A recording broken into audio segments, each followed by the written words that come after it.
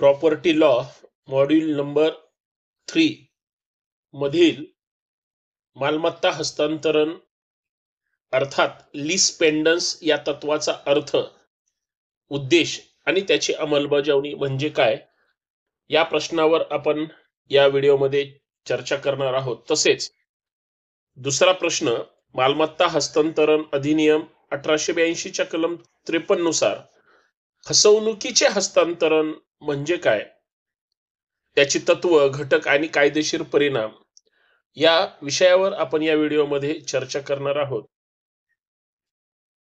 हस्तांतरण अर्थात मालमत्ता हस्तांतरणाची जी पद्धत आहे त्याच्यामध्ये लीज पेंडन्स या तत्वाचा काय अर्थ आहे, हा सविस्तर आपण पुढील व्हिडिओमध्ये 2 प्रश्नांमध्ये पाहणार आहोत.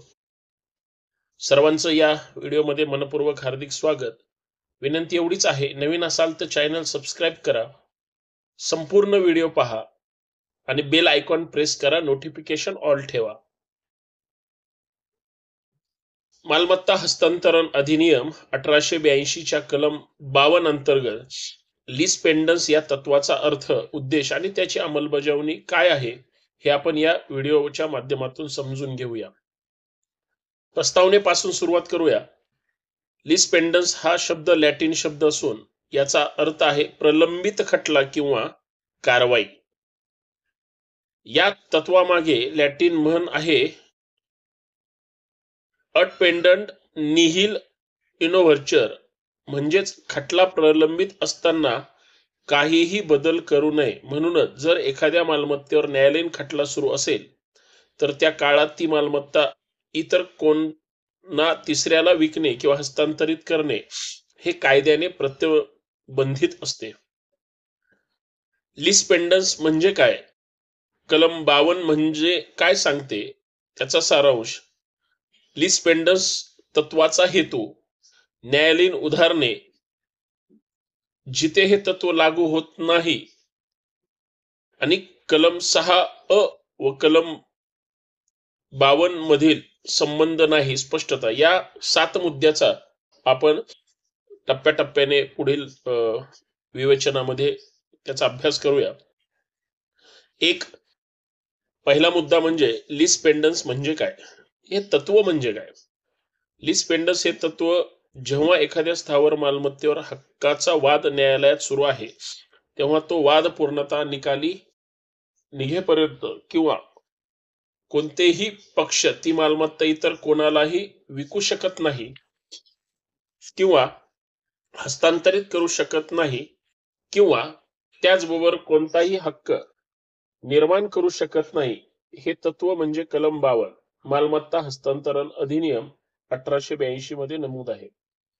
या तत्वामधील मुख्य उद्देश म्हणजे खटल्याच्या निष्पत्तीवर परिणाम होऊ नये म्हणून मालमत्तेच्या स्थितीत कोणताही बदल होऊ नये किंवा होऊ देऊ नये. कलम 52 काय सांगते त्याचा सारांश आपण, हा दुसरा मुद्दा आहे तो सविस्तर आपण पाहूया. जर खालील गोष्टी अस्तित्वात असतील तर मालमत्ता हस्तांतरण प्रतिबंधित असते. न्यायालयात खरा व गैर खोटा खटला सुरू असावा. तो खटला थेट मालमत्तेच्या हक्कासंबंधी असावा.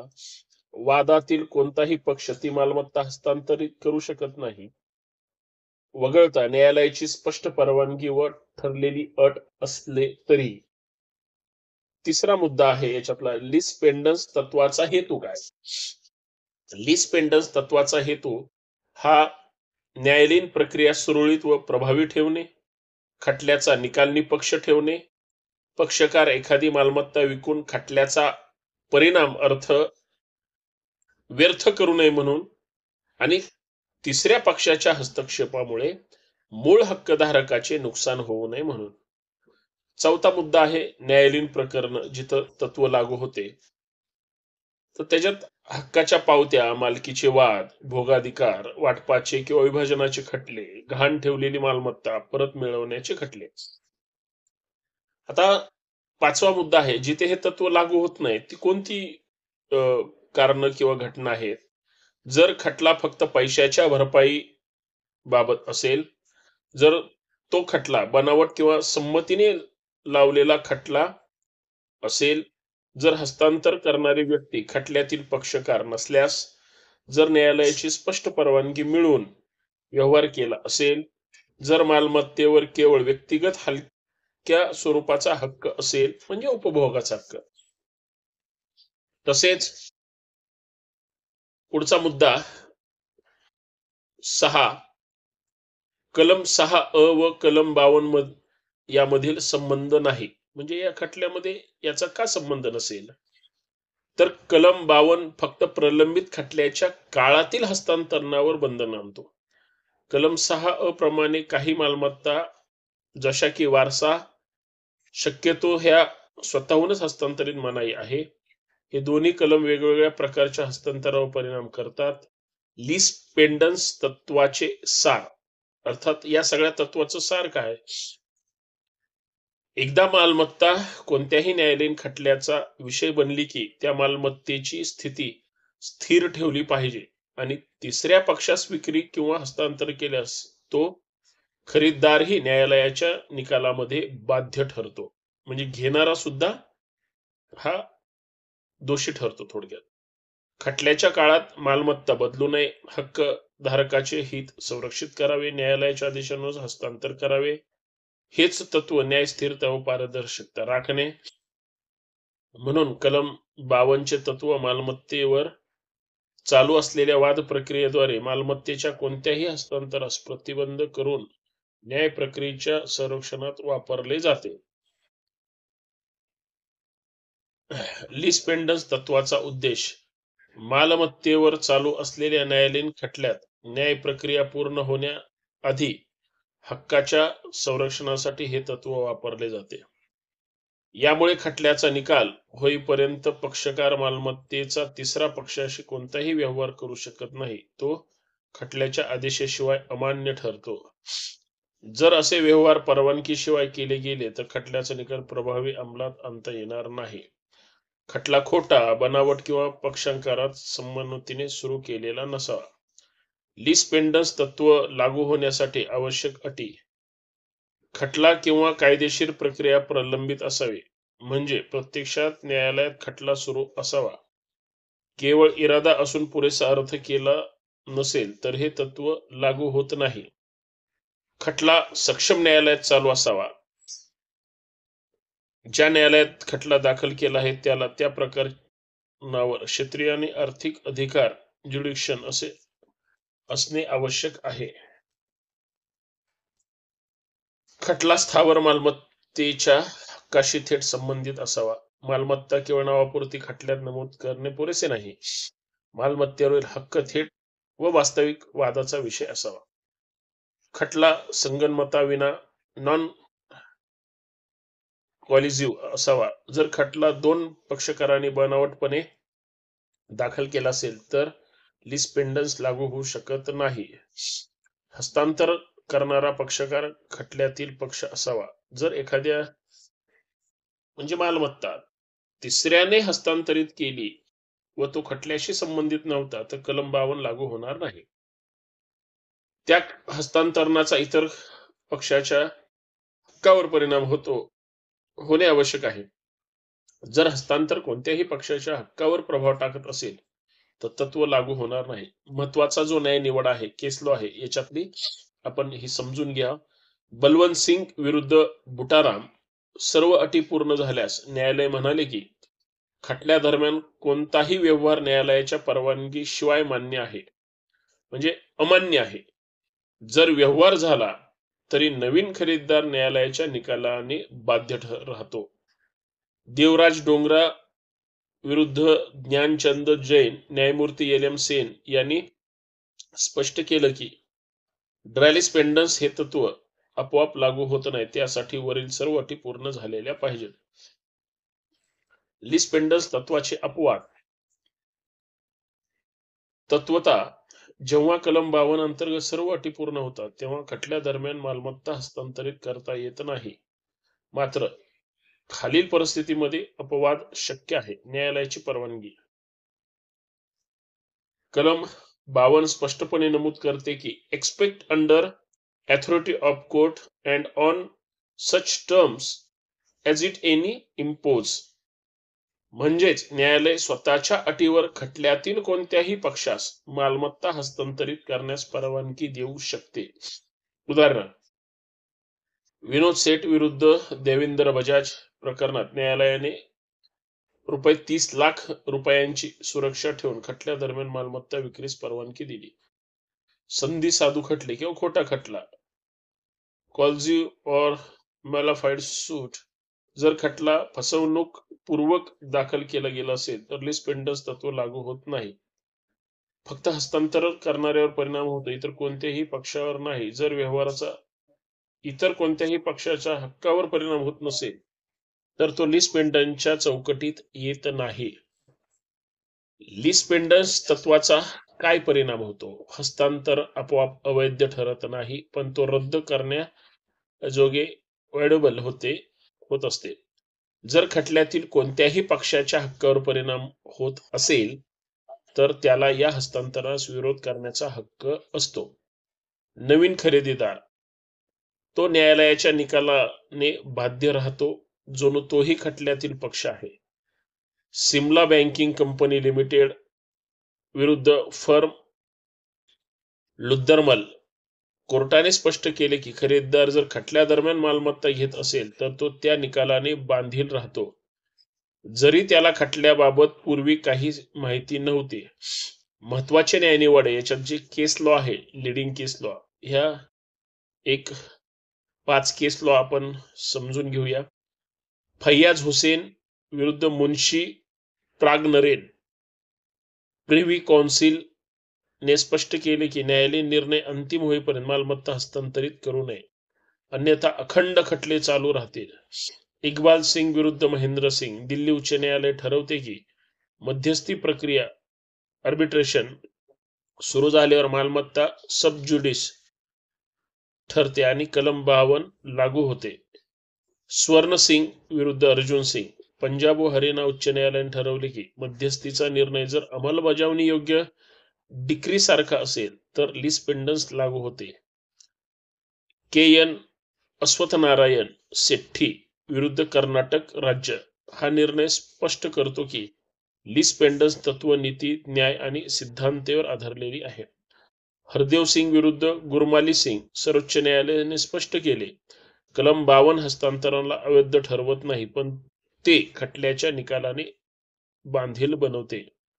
निष्कर्ष या संपूर्ण विषयाचा तो असा आहे, कारण शेवटी लीज पेंडन्स मुळे जर मालमत्ता हस्तांतरण करता येत नसेल किंवा करू शकत नाही तर मग याचा निष्कर्ष असा आहे, लीज पेंडन्स हे तत्व न्यायालयीन खटल्यादरम्यान मालमत्तेची स्थिती स्थिर ठेवण्यासाठी वापरले जाते. या तत्वाचा मुख्य हेतू म्हणजे न्यायालयाचा निर्णय निपक्षपणे अंमलात आणता यावा आणि कोणताही पक्ष खटल्यात असताना इतर पक्षांचा हक्क कमी करू नये. हे तत्व फक्त हक्काविषयी थेट खटल्यामध्ये लागू होते. हस्तांतर हे शून्य नसून रद्द करण्या येण्याजोगे वॅडेबल असते. न्यायालय विशेष परिस्थितीत परवानगी देऊन व्यवहारास मान्यता देऊ शकते, तेही अटीसह.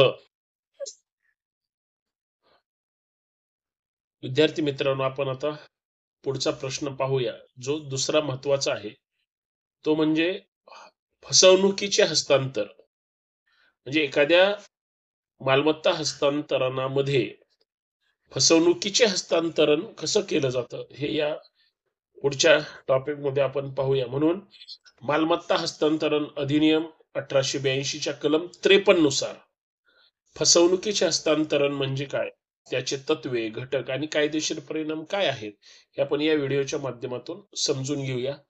आपण जर आतापर्यंत व्हिडिओशी जोडले गेला असाल तर हा व्हिडिओ शेवटपर्यंत पहा. चॅनल सबस्क्राईब करायला विसरू नका. नोटिफिकेशन ऑल करा, बेल आयकॉन प्रेस करा. आपण चर्चा करतोय फसवणुकीचे हस्तांतरण. याची प्रस्तावनेच्या माध्यमातून चर्चा करत असताना फसवणुकीचे हस्तांतरण म्हणजे असा प्रकार ज्या अंतर्गत मालक जाणूनबुजून आपली मालमत्ता इतर व्यक्तीस हस्तांतरित करतो, फक्त आपल्या कर्जदारांना फसवण्यासाठी किंवा त्याच्या कायदेशीर दावा अधिकारांपासून वाचवण्यासाठी. उदाहरणार्थ, जर अ ला 50 लाख कर्ज आहे आणि तो आपली जमीन अत्यंत कमी किमतीत आपल्या भावाला विकतो, किंवा फुकट देतो तर हे फसवणुकीचे हस्तांतरण मानले जाते. याच्यातले 5 मुद्दे आहेत. कायदेशीर आधार कलम 53 मालमत्ता हस्तांतरण अधिनियम 1882. फसवणुकीचे हस्तांतरण म्हणजे काय? फसवणुकीचे हस्तांतरण ओळखण्याची लक्षणे. कोण हस्तांतरणाला आव्हान देऊ शकतो? आणि 5वा अपवाद. पहिला मुद्दा आहे कायदेशीर आधार कलम 53 मालमत्ता हस्तांतरण अधिनियम 1882. कलम 53 दोन प्रकारच्या हस्तांतरणाबाबत संरक्षण प्रदान करते. कलम 53 1 कर्जदारांना फसवण्यासाठी हस्तांतरण. जर एखादी व्यक्ती मालमत्ता फसवून किंवा उशीर करण्याच्या उद्देशाने हस्तांतरण करते तर कर्जदार त्याविरोधात न्यायालयात दाद मागू शकतो. हे हस्तांतरण रद्द करता येण्याजोगे व्हेरिएबल असते, म्हणजे ते कर्जदाराच्या पसंतीवर अवलंबून असते. पण जर विक्री सद्भावनेने इन गुड फेथ व योग्य किमतीवर झालेले असेल तर ती वैध राहते. कलम 53(2) भविष्यातील खरेदीदाराला फसवणुकीसाठीचे हस्तांतरण. जर एखाद्याने विनामूल्य गिफ्ट स्वरूपात मालमत्ता दुसऱ्याला फसवण्यासाठी दिली तर खरा खरेदीदार नंतर येऊन पूर्वीच्या हस्तांतरणाला रद्द करू शकतो. म्हणजे याचा अर्थ फसवणुकीचे हस्तांतरण म्हणजे काय हे आपण या पुढच्या प्रकारामध्ये सविस्तर पाहूया. What is a fraudulent transfer? फसवणुकीचे हस्तांतरण म्हणजे काय? जर मालकाने खालील हेतूनी मालमत्ता हस्तांतरित केली तर ती फसवणूक ठरते. कर्ज चुकवण्याऐवजी मालमत्ता नातेवाईकाला विकणे किंवा गिफ्ट देणे. अत्यल्प किमतीत मालमत्ता विकणे, बनावट विक्री करणे किंवा विक्रीनंतरही मालमत्तेवर ताबा ठेवणे. उदाहरण, ब ला रुपये 20 लाख कर्ज आहे, त्याच्या दुकानावर जप्ती होणार हे समजताच तो दुकान आपल्याच पत्नीच्या नावावर फुकट लावतो. हा स्पष्ट फसवणुकीचा व्यवहार आहे. फसवणुकीचे हस्तांतरण ओळखण्याची लक्षणं. How to identify fraudulent transfer? फसवणुकीचे हस्तांतरण खालील स्थितीत ओळखले जाऊ शकते. कर्जदारावर दावा दाखल होण्याच्या आधीच हस्तांतर केले जाते. कर्जदार आर्थिक अडचणीत असूनही अचानक मालमत्ता इतरत्र देतो. विक्री किंमत बाजार मूल्य यांच्या तुलनेत खूप कमी असते. मालमत्ता नातेवाईकास मित्रास दिली जाते आणि प्रत्यक्ष पैसे दिले जात नाहीत.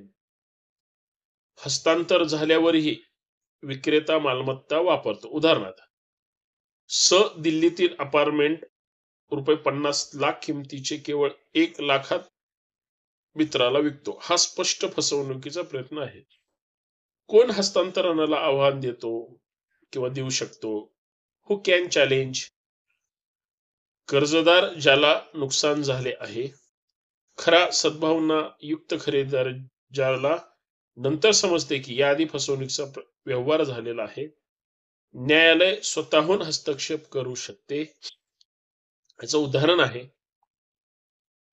जर मडफने जमीन विकत घेतली आणि नंतर समजले की जमीन विक्रेत्याने आपल्या पत्नीच्या नावावर फसवणुकीने आधीच लावली होती तर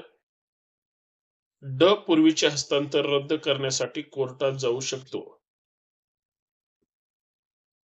त्याचा अपवाद 5वा मुद्दा जो महत्वाचा आहे तो म्हणजे सर्व संशयास्पद व्यवहार फसवणूक नसतात, काही अपवाद असतात त्याला. तर हे अपवाद कोणते? एक म्हणजे सद्भावना युक्त व्यवहार. जर खरेदीदाराने योग्य किंमत दिली आणि त्याला फसवणुकीची कल्पना नव्हती तर व्यवहार वैध राहतो.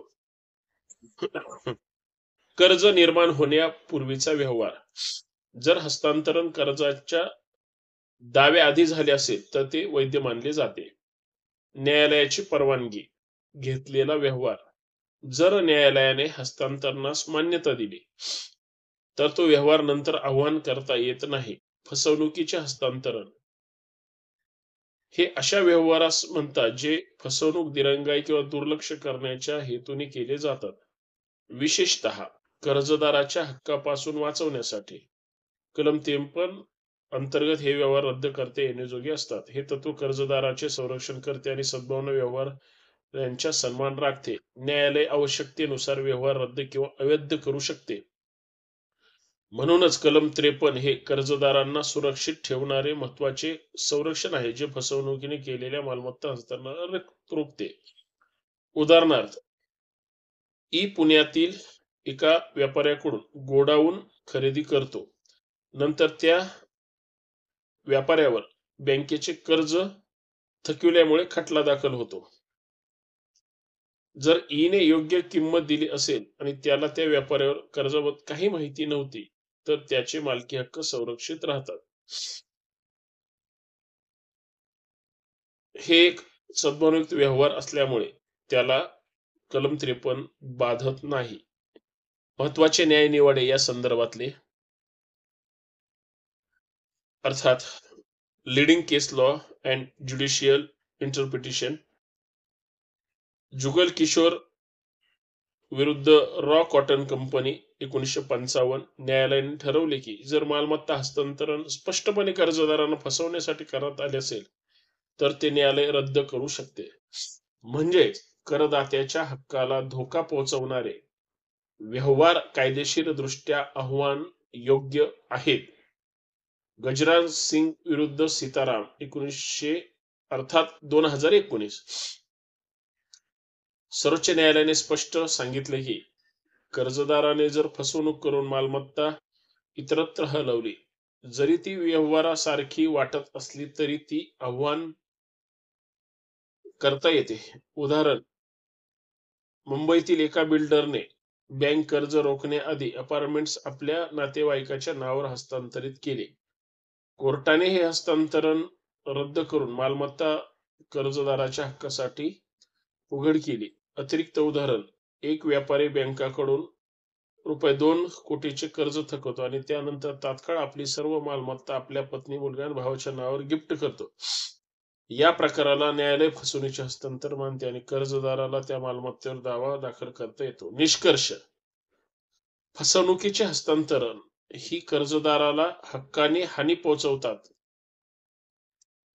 आणि प्रामाणिक व्यवहाराचे तत्व बिघडवतात. कलम 53 हे अशा हस्तांतरण रद्द करता येण्याजोगे व्हेरिएबल ठरवून करदात्यांना किंवा कर्जदारांना न्यायालय संरक्षण देते. सद्भावना युक्त खरेदीदारांचे हक्क कायम राहतात, परंतु फसवणूक करणाऱ्यांचा हेतू सिद्ध झाल्यास न्यायालय कठोर कारवाई करते. न्यायालय संशयास्पद हस्तांतरणाची कारवाईने छाननी करते, जेणेकरून मालमत्ता फसवण्यासाठी साधन म्हणून वापरली जाऊ नये. हे असे 2 प्रकरण आपण या व्हिडिओमध्ये पाहिले आहेत. आपण या दोन्ही हस्तांतरणाचा अर्थात मालमत्ता हस्तांतरणाचा जर प्रकार पाहिला तर तो याच दृष्टिकोनातून महत्वाचा वाटतो. हे आपण पाहिलं. व्हिडिओ कसा वाटला नक्कीच कमेंट करून सांगा आणि इतरांना सुद्धा पाठवा. धन्यवाद.